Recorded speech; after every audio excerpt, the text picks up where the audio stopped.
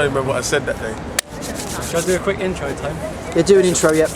Alright, Tony, we are Westminster, Houses of Parliament, DJ Renegade in the place to be. Going to talk about second to none. Alright, the truth. Here we go. The truth. Yep, this is DJ Renegade representing London. First generation B-Boy Popper Locker from the UK. Just here to talk about Second to None, the most legendary crew from the UK. This is their DVD. Thanks for watching. Hope you enjoy it. Cool. Brilliant. Oh, I'll get a little bit closer actually. That's better.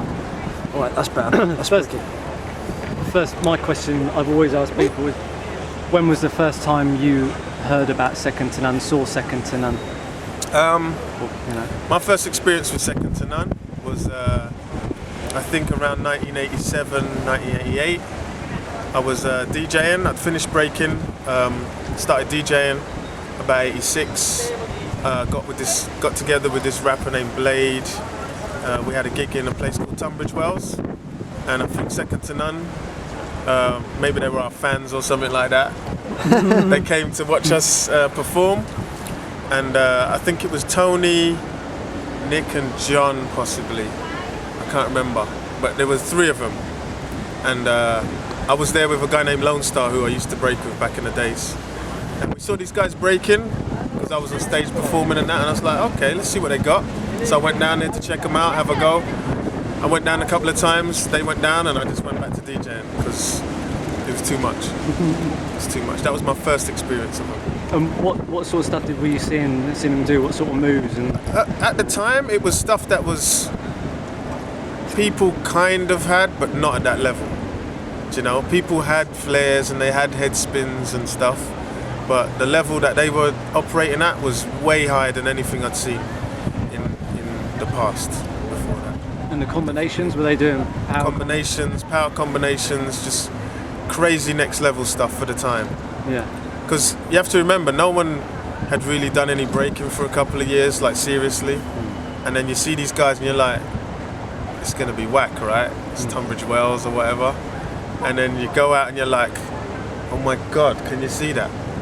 Like the level was so high. And I was like, God damn. That's how it felt, you know? Yeah. And I didn't actually get to make contact with them properly, like we spoke or whatever, but it wasn't like, oh, give us your number, you know, see what's happening or whatever. I actually got to meet him a couple of years later in Uppsala in Sweden. And then I got contacts, and then we kept in contact ever since, maybe 91. Yeah. Wow. Yeah. And then when you from 91 onwards, when you got more contact with them, got to know them better, what was that time in breaking in Europe, the late 80s, the early 90s, you were there DJing, you were going to jams. Yeah. What was standing out about Second to None for you, with all the other people that were breaking at that time, Enemy Squad and Storm and Swift? The scene in Europe was, it was small, but it was massive at the same time. It was like you go to any jam out in Europe and you'd see breakers, basically, of all different levels. And the main crews at the time, the killer crews, were Battle Squad, Second to None, Actual Force. There was Throwdown Rockers from Sweden, and Crazy Force crew, but every crew had something about, like, Second to None were like the killers. Do you know what I mean? Like some crews had finesse, like Throwdown Rockers. They were like really stylish breakers, and Battle Squad was like a mixture of superstars, the rock stars of that time. Yeah. And then Second to None were like the raw kind of, I don't know, they look like Marines. They look like Marines, do you know? Like, these guys break, do you know? Everybody else was all hip-hopped out and stuff, and they were like just raw, man. And who in the crew stood out for you? All of them. For me, Second to None was not a crew with liabilities. Everybody in the crew was strong. Like, you had Nick with the combinations, you had Tony with the head spins, you had John, who was like the giant. Like, no way should he be moving like that at his size, right? You had Asa, who you just can't even talk about. He was fast, furious, dangerous. And then you had Daryl, who was like, I'd consider him the finesse guy of the crew. He was very slick, even though he's quite big, he was like, he's a finisher. Do you know what I mean? And then Adam was like the creative madman of the crew for me. Yeah, he was a nutcase. Yeah, but Still it is. wasn't. Still is a little. I mean, yeah, Asa stood out because that's the kind of breaking I like. But then in a different way, Nick stood out because the combinations were crazy, and the turtle was the fastest thing I'd ever seen on the planet, you know? So each of them brought something to the table for me. Yeah, yeah. Did it freak you out there was this crew from this small little town in England at Well, this level? Yeah, I mean, breaking was more or less dead. And there's these guys out in the sticks, you know, hot, killing it. Yeah. And like, nobody knew and nobody cared. You know, for me that was like an inspiration for breaking to come back or whatever. But all people did was diss it. Yeah, right. You know, I talked to guys from London about this crew out in the sticks, and they'd be like, "Oh, those guys still doing it. That shit's played out." You know, and I'd be like, "Damn." And I'd give people videos and stuff like that because through the contact with Second to None and through Battle Squad, they'd send me tapes. And I'd copy them and give them to people, and nobody was interested, man. Really? Yeah. In the UK at that time? In the UK, no one cared. Late 80s, early 90s, they didn't No give a one shit cared. about Even breaking. to the mid-90s, no one cared. Yeah. Yeah? The same people you see today with the stories, they didn't care. They didn't have any love for it anymore. They weren't around, they weren't breaking. No. Not at all. Yeah. Whereas Second to None, I'd go down to Bournemouth or I'd have a jam in Southampton or something, and they'd always turn up and they'd always get down. Always. Later on, certain crews came back, like Born to Rock, always rocking tough. But Second to None, when people say they never stopped, they're the only ones that can hold their hands on their heart and say that. Yeah. True, I can, you know, as a witness to them, Yeah. you know, yeah, they didn't. And I know you witnessed it too. Yeah, I mean, when you talk about history and legends and pioneers, it's, for me, it's not about when you do something, it's not when it's in fashion. That's like you're following fashion. We were all somewhere between 12 and 16 years old. The fashion comes and everybody does it, right? Let's talk about after that period. Yeah? When it's not fashionable anymore. When it's really about the love for an art and Second to None. They stand up for that. You know? I mean, this is a crew that wasn't together for 2 years in the heyday. It wasn't together for 4 years in the heyday. They were around from 80s all the way to the early 2000s, repping at the highest level. Yeah. Simple. So they've definitely left a legacy in the world of breaking. The legacy is undeniable. I mean, I travel the world, and everywhere I go, they get name checked. People know who Second to None are. Yeah, right. People talk about Second to None. Yeah, they talk about Evo, and yeah, they talk about Mouse, but Second to None is the crew that was there from day to the end. And as an outsider, how do you think that they, or why, did you think, oh, how did they stick together and keep breaking, and what's going on in their heads for those guys to... No, I just think they're a bunch of weirdos from out in the sticks, you Yeah, know? right. It's like, some people just find something they love, you know? Why stop it because it's not in anymore? If you're really into something, you know? And it's like, I mean, I moved on from dancing more into DJing, but I still stayed in hip hop. Yeah. Do you know what I mean? If you didn't have a different outlet, then why would you not still break? You know, or pop or lock or whatever it is. Yeah. So what's your view then, Kev? Like, because breaking is such an integral part of hip hop, Yeah. that when breaking died, it was dissed and hated, and you know, it was considered whack, and you know, Because why did that, you know, and it was global. Do you know what I mean? it became, Especially in New York. because of the media, I think it became cheesy. And then after cheesy comes destroy. And then after destroy, it's like comes hate. Yeah. Do you know what I mean? Like, nobody wanted to know about breaking anymore. You'd go anywhere in the world and people would be like, it's played out, that thing's played out. And people who did breaking were seen as like nostalgic novelty.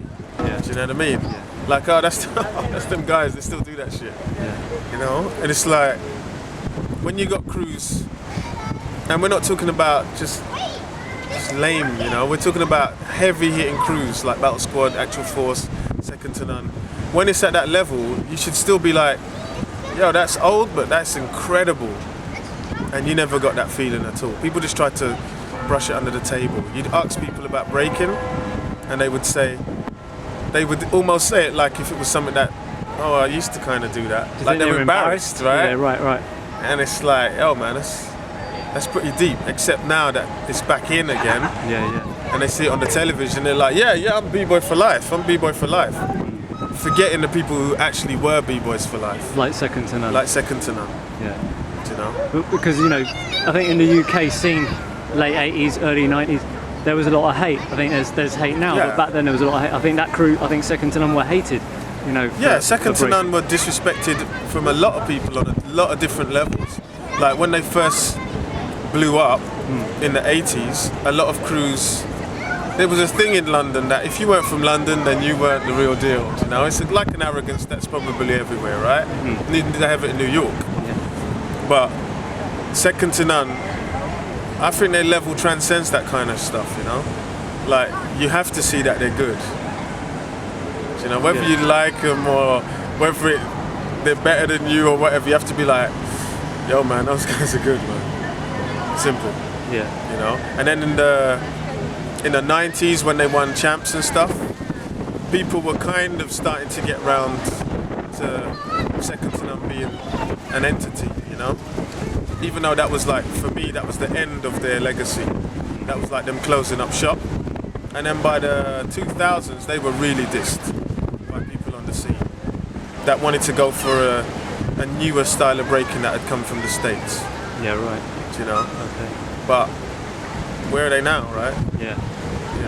And did they leave a legacy? That's what matters. What did you do? And how much of a difference did you make? And who did you influence? That's what makes a legend or a pioneer, whatever. Not the fact that you were born earlier than someone else, or you were there when it came on the television. It's like, that's just accident. Yeah. It's when you choose to make a difference that it really matters, for me. Yeah, true. I mean, you went to a lot of jams in the late 80s and early 90s, especially in Europe, and seeing these guys. Is there anything that stands out, any memorable moments of you seeing them breaking? Every time I saw them, because at heart, I'm a dancer more than a DJ, right? So every time I'd see the dancing, I'd be with the dancers when I wasn't having to perform, right? You can ask any one of them. I'd be down there with them, right? Because I'm such a fan of the dance. I'd be there, man. That's true. I remember at Rocksteady '97, you were there with us in the circle when the Canadians jumped on Nick, and you were right there with us with Tony Vegas. I'm always going to be there because it's one of my first loves when I was a kid, you know. Yeah. But but when you were out in Europe in like the early '90s, you know, and then there was some mad jams going on. You got Actual Force and Battles. What was the STN vibe you were getting from all the Europeans? Were they like, yeah, those dudes are fucking sick? Yeah. It was mutual respect. I mean, those heavy hitting crews, it's like, I don't know if any of them wanted to battle any of the others because it didn't happen that often, you know? And when it did, it wasn't like explicit. It wasn't like, okay, we're gonna call out these guys, let's have it. Everybody knew that the other crew was on some high level and it wasn't really worth it, you know? So let's just dance in the same party, have a few exchanges, but really, let's just beat up all the other people. You know what I mean? Because I'd see that sometimes, like you'd have second to none a battle squad or something, and they would just run the party, you know? Or you see Zulu Anniversary '94 and you see Swift, Storm, someone else. Swift, Storm, someone else. It's like, yo, they ran that party. And second to none were like that. They were gonna run that party all day. Yeah. Every day. Every time I saw them. Simple. I see them guys more recently and you still get, Ace has got a big fat belly and he'll still get down and be better than half the people in the club. Simple. No doubt. I reckon even today they could probably hurt most of the crews in the country, if not all of them. Yeah, and the UK scene in 2009, you know, STN, yeah, they're in their 40s, they don't train anymore, they don't have to, but where would they stand? At a jam tonight, where would they stand? They would still blow it up, do you know? It's like, it's that legacy, man. It's like the quality of movement. I teach a crew and I try and keep them, I show them old footage of STN. I tell them about the different guys and what they contributed and stuff like that because it's a legacy. it's not, like I said, it's not some guys that just passed by in the night or some shit. It's like these guys came and they left a mark. Yeah, that's the kind of vibe I've got from the other guys I've spoken to around the world, whether I've interviewed them for this or just hung out with B-Boys. They're like, they've left a mark. We can get even deeper, right? That thread, that quick step interview in that thread, that, you know, you were on, I read and stuff, you know, that late 80s in New York, you know, oh, I was breaking. They're all bullshitting, man. They're all bullshitting. Ain't no one was breaking in New York apart from Quick Step. Yeah, right. You know? Yeah. And it's like, why would you ask the people who've got the most to gain from lying? Why not ask the people who came there looking for breakers? Yeah. Yeah? Because you have this connection, right? There's you, there's Battle Squad, there's Quick Step, there's Second to None. Yeah. And at that and we all say the same thing. Yeah. So you got all these people saying, oh, I was there and I was doing this and doing that. Yeah, we never saw them. That's very strange. You never saw them. And there's these people that were dancing, they never saw them.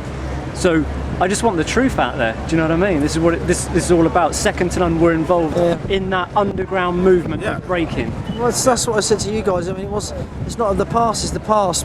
You know, it's in the past and you should live in the present moment. But I just don't like it when people lie about the past in the present moment. Yeah. Because it's like, just to make themselves there, right? But the fact is, now that there's such an interest in the past, it's got to be told truthfully. Yeah, like, you know? Second to None, we're in New York at the Zulu Nation anniversary in '92. You know, a lot of people don't know that. But and Nick's throwing down with Crazy Legs, but no one else was breaking. No one else was breaking, bro. The first time you see breakers in New York again is maybe Zulu anniversary '94. Yeah. And the level's not great. Yeah. And the level that is at the highest is Battle Squad. That's Emilio right. The foreigners. and the rich, or the people that they helped, like Easy Rock, you know? Yeah, exactly. It's like, okay. The truth is out there. Yeah. A lot of footage is missing. A lot hasn't been published or whatever. But the people who lived it and saw it and were there, we know what time it is. Because there's a lot of people coming back saying that they were there, or they never stopped breaking, or blah blah blah. But we know because we were there, right? Yeah. And Second to None were there in the thick of it. Second to None were in the thick of it, bro. Like, come on, man. I mean, just look. When the footage comes out, people will know what time it is because they say, "Here's our stuff. This is '92, date stamp. Where's your stuff from '92? Here's our stuff, CH Fresh, 1990. Where's your stuff from 1990?" And unless they can produce it, it's just talk. Yeah. And breaking at that high level, you know, Tony doing those big drills and Ace are doing triple halos, cross-legged. You know, they're not just doing footwork and top rocking and up rocking. No. They were really pushing I mean, people say that Second to None were a power crew, whatever that means. I don't believe in these distinctions. You can specialise in whatever you want. If a dance is so complete that it offers you tricks, power, footwork, freezes, whatever else, it's like you can choose which one you want to specialise in. They chose to specialise in that field. Some other crew, like say Rocksteady, chose to specialise in the footwork field. You know, it's like none's better than the other, but how good are you at that? How influential are you at that? Rocksteady influenced the world. Second to None influenced the world in what they did. You know, their specialty. Yeah, right. So, what did you bring to the game? Not what did you copy? That's my personal sort of. I like all this sort of the things you said so far. You know, like I said, my personal thing about Second to None is that we didn't invent breaking. You know, that's always going to be those guys in New York. What we did is we helped save it from death. You saved it from death. Second to None saved breaking from death, or were contributing to saving it from death, and they pushed the envelope as well. Yeah, sometimes it's not enough just to continue. It's what did you do with it? How did you keep it alive? And they kept it alive by pushing the envelope. Seriously, when I first saw them, I could not believe that they had that stuff so soon after it was dead, you know? What specific moves were blowing everything, you away? Just everything. I mean, yo man, if people had halos in London, I want to see the footage because I never saw them. I saw botched, like, windmill head spins that they wanted to call halos, or high head spin windmills that people wanted to call halos. But the first time I saw proper halos was '87 at that jam in Tunbridge. Wow. That's a fact. Yeah. And there ain't a jam that I didn't really go to in London. So I saw all the breakers in their best times. I'd actually say in some ways. Show me the footage. I'd actually say in some ways, Nath, Nick was even better in '87 than what he was in 1990. Yeah. In '87, he was a fucking beast, mate. He was. Like the combos amazing. Nick was doing was stuff that you'd think, wow, wouldn't it be cool if I could do that? Yeah. And he'd do them. And he would do them. Oh, and you'd be like, he was look doing back flare head spin and all that in '86, '87. yeah, and you look back at footage, and because so much has been done since, you can't get a context of the time. But I've been here since day dot. So when I saw that, it was something that was new. So I'm like, combos like that, like when I first saw the CH Fresh footage, I was like, what the hell is going on? The level was so above anything I'd seen. And I mean, I've chased breaking, we got tapes of breaking from the time. I got that footage of CH Fresh from Cell 1 and First Rate.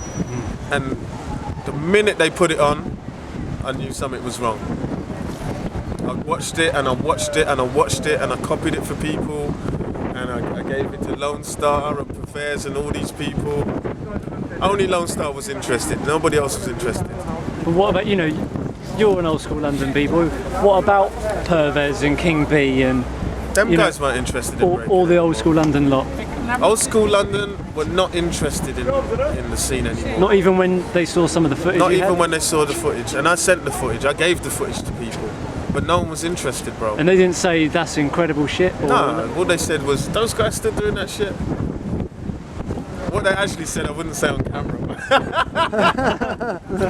But they were like, that shit's played out, man. Everybody was into the new stuff. Kid and Play and Cookie Crew and Big Daddy Kane's Dancers, Scoop and Scrap Lover. It had moved on. Nobody was trying to break anymore. Funky Dope Maneuvers, wasn't it? Funky Dope Maneuvers, FDM, Moose, what's her name?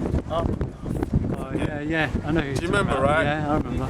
And all these kids, all this new stuff would come out, and no one was interested. Do you know? I remember me and Lone Star trying to get people to start practicing again, do you know? Because we weren't like magnificent great B-boys, but you don't have to be, all you have to do is do it, right? Yeah. No one was interested in starting training again. People were in their 20s by then. And for them, that was something you did when you were 15. 20s was a completely different era. It was like more grown-up dancing then, you know? Breaking was almost seen as something you did when you were a kid. That's the impression that I got at the time, you know? Like, oh man, I'm too old for that now. Woo. And guys are still breaking in their 30s, you know? Some people like Ness are still in their 40s. Kenny, Ness, Poe's 40 now. It's like, you don't have to stop when it goes out of fashion or when you feel like it's a bit hard or whatever. Oh man. You went to the Africa Centre Jam in '95. That was our jam. That was, yeah, right. And I got these guys to come down. Because for me, it's like, I mean, I'm not close friends with all of Second to None, but I'm kind of close with John and stuff, right? Yeah. But people contacted me and they wanted some breakers for DJ Hype video, Super Sharp Shooter. And they were like, oh, would me and Lone Star do it? And I was like, yo man, don't be stupid. There's some guys out in Bournemouth and they can give you a proper fucking job. So I think they contacted them and they were in the video. And then they got on the Barrymore show and then all this stuff happened and we had a launch party in '94 for our album. And a couple of them came down and Storm came down as well. And then we had the Africa Centre Jam in '95. And then I got them to come down and they killed it. And you can see people in the background like Little Tim and all that. Like that later got good. Like just standing there, Blemmer's there and all that. Like nobody even knew breaking was still happening. But that was my giving back. Like, yo, these guys are on it. Get them down here, show people what time it is. Then the next year was UK Champs. And so the rest is history, right? Yeah, so from those jams, the UK Champs jams, in my opinion, Second to None were the centre point and pivotal of the breaking resurgence in the UK. And no, the chat. it's a fact. It is a fact. I'm not even ever going to have a debate about that. It's not debatable, man. I'm telling you. Because all the people that saw breaking again, or that got back into it, was because of Africa Centre, and then UK Champs afterwards. Yeah. UK Champs obviously because it blew it up even bigger. Yeah. But the ones that are in Africa Centre, you can see them a year later in UK Champs. You can see it. So why did they start back? You know, they weren't breaking then. Yeah, that UK Champs, that was really when we were getting on then, but when we knew that was happening, that was our chance to shine, man. Like I said, Asa wasn't breaking around that time. I mean, he's not in the Africa Centre. No. He didn't come to that. He wasn't breaking around them times. He wasn't that interested because he just thought, well, you know, it's not really happening for us anymore. We're not going. And then he heard about that chance. It's like, right, let's grab this. Which is why it's in our country. This is it's why nowhere all else. the old school heads from London or UK or whatever, they're not real. The jam was on. Show and prove what level you're at. You know, if you were all that back in the 80s or whenever in your life, go and perform, compete at that level. Don't come back 10 years later, 15 years later talking about B-Boy for life, man. When you weren't. You weren't real. These guys came and represented 3 years running, right? 96, 97, and 98, and then kept doing stuff, but they were like hitting 30, and they still won it. They still did it, man. Like, come on. That's real. When you talk about real, when you talk about pioneers, when you talk about legends, that's what time it is. Yeah. And they didn't just break. They did graph. They collected and dug for beats. They were DJing. They were into every element of hip hop. They were into. Some people are into hip hop as a fashion, and some people are into hip hop as a culture, and you can tell the difference. You know, you can tell the difference. There's people that wear all the fat laces and all this kind of stuff, or the Puma bottoms or whatever, but it's not about that, man. I'm hip hop to death, but I don't wear all that crap. Don't need to. No, because you know where it's at, you know. And them guys, they do the same thing, except that they hit the floor, and then you know what time it is. I saw them guys at Hoxton. I saw these guys at places. They would just come in, there'd be a whirlwind, and then they'd be gone. Seriously, it was a bit like that, wasn't it? So, wasn't it? It was like a whirlwind blowing through town, and then we go. And I've got footage of them. I think it's in the Blue Note, and the circle is this small, and they're doing all their stuff, and people's legs ain't getting ripped from under them, and it's like, how do you get such control? It's not possible. Nowadays, people need big stages, but Second to None can manage a big stage and a small stage and a small circle, and still kill it. Done deal. Yeah, well, unless there's anything else you want to say. Anything else you want to say, Kev? Peace to those keeping it moving forward, and that to those who ain't. Brilliant, Kev. Excellent. Really, really.